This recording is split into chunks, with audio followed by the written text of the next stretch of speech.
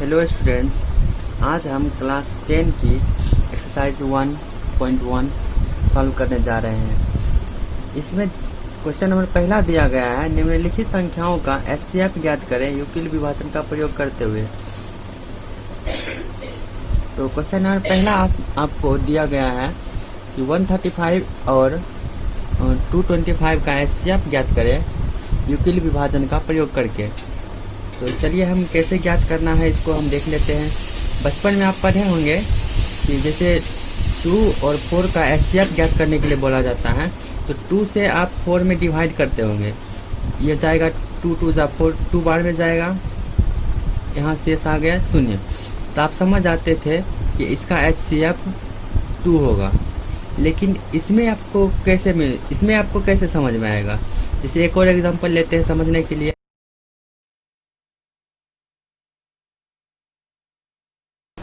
5 और 2 का अगर आपको एचसीएफ निकालना है तो 2 से आपको 5 में डिवाइड करना होता है। तो चलिए हम डिवाइड करके देखते हैं कि एचसीएफ कैसे निकालते थे बचपन में। 2 से ये 2 बार में जाएगा, 2 2 जा 4, 5 में से 4 चला जाएगा, 1 बचेगा यहाँ। फिर इस 1 से इस वाली संख्या में आपको डिवाइड करना है। 1 से आपको 2 बार में 2 चला जाएगा, यहाँ आ गया 0। जब रिमाइंडर आपको 0 आ जाता है तब आप समझ जाते हैं कि हमारा एचसीएफ जो है वो निकल चुका है। और जिस संख्या से भाग देने पर रिमाइंडर 0 आता है वही संख्या आपका एचसीएफ कहलाता है। यहाँ एचसीएफ आपका 1 कहलाता है।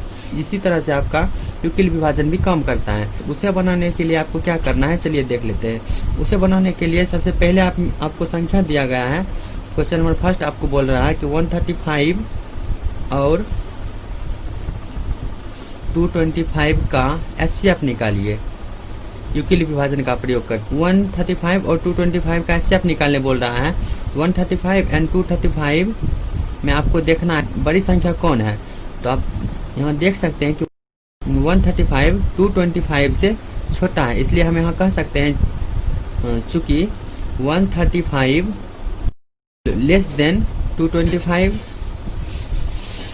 इसलिए हम इसे यहाँ ऐसे लिख सकते हैं। रफ के लिए हम यहाँ पे आपको बता रहे हैं 135 से 225 को डिवाइड करके। आप इस तरह से करके आप यहाँ लिख सकते हैं। तो हम यहाँ से 1 बार में जाएगा, इसे 135 लगा देते हैं। तो 5 में से 5 जाएगा, 0 बचेगा। तो यहाँ 2 में से 3 नहीं घट सकता है, इसलिए हम यहाँ से एक पैसा लेंगे तो यहाँ 12 हो जाएगा, यहाँ पे 9 बचेगा। अब आप देख सकते हैं हम यहाँ इस संख्या से इस संख्या में डिवाइड करेंगे। तो 90 से हम 135 में डिवाइड करते हैं। यहाँ कितना बार में जाएगा, फिर से 1 बार में जाएगा, 90 1 जा 90, यहाँ 5 का 5 लिखेंगे। यहाँ 13 है तो यहाँ रिमाइंडर 4 आ जाएगा। फिर यहाँ 45 से 90 में डिवाइड करना है। 45 2 जा 90, यहाँ 90, रिमाइंडर यहाँ पे 0 आ गया। इसका मतलब कि इसका एचसीएफ जो होगा वो 45 होगा। तो आप इसी चीज को आप यूक्लिड विभाजन के रूप में कैसे लिखेंगे। आपको लिखना है 225 is equal to 135 into 1 plus जो रिमाइंडर आया था 90, यहाँ ऐसे लिखना है। यहाँ हम ऐसे क्यों लिखे हैं तो आप देख सकते हैं जब भी हम डिवाइड करते हैं तो बड़ी संख्या में छोटी संख्या से डिवाइड करते हैं। तो बड़ी संख्या यहाँ ये, इसे हम ए मान लेते हैं, छोटी संख्या को यहाँ पे छोटी संख्या यहाँ बी मान लेते हैं, और जो भागफल आता है उसे हम मान लेते हैं क्यू, और जो शेषफल आता है उसे मान लेते हैं आर। अब आप देख सकते हैं इसे यूक्लिड विभाजन के रूप में हम लिख लिए हैं। ए बराबर क्या होता है, बी क्यू प्लस आर ये होता है, और क्या होता है r less than equal to 0 less than b, इतना होता है। तो आप देख सकते हैं हम इसी चीज को इस रूप में लिखे हैं। मतलब ए जो बड़ी संख्या होता है उसे हम यहाँ लिख लिए हैं, बी अभी वो संख्या लिखे हैं जिससे हमको डिवाइड करना होता है। तो बी 135 था जिससे हमको डिवाइड करना था।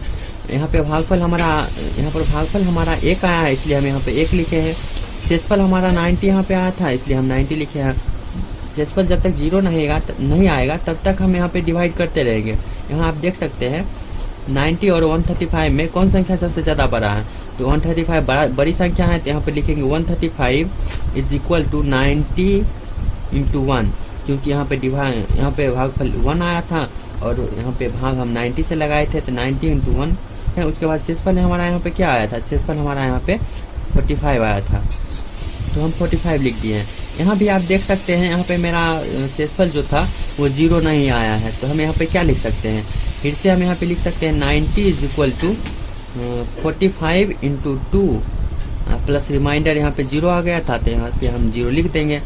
इस वाले में हमारा रिमाइंडर 0 आ गया है, इसलिए हम लिख सकते हैं HCF जो होगा, इसलिए हमारा HCF जो होगा वो 45 होगा, क्योंकि हम 45 से डिवाइड किए थे और 45 से डिवाइड करने के बाद मेरा जो रिमाइंडर था वो 0 आ गया। इसलिए हम कह सकते हैं कि क्वेश्चन नंबर पहला का फर्स्ट का आंसर होगा 45 HCF।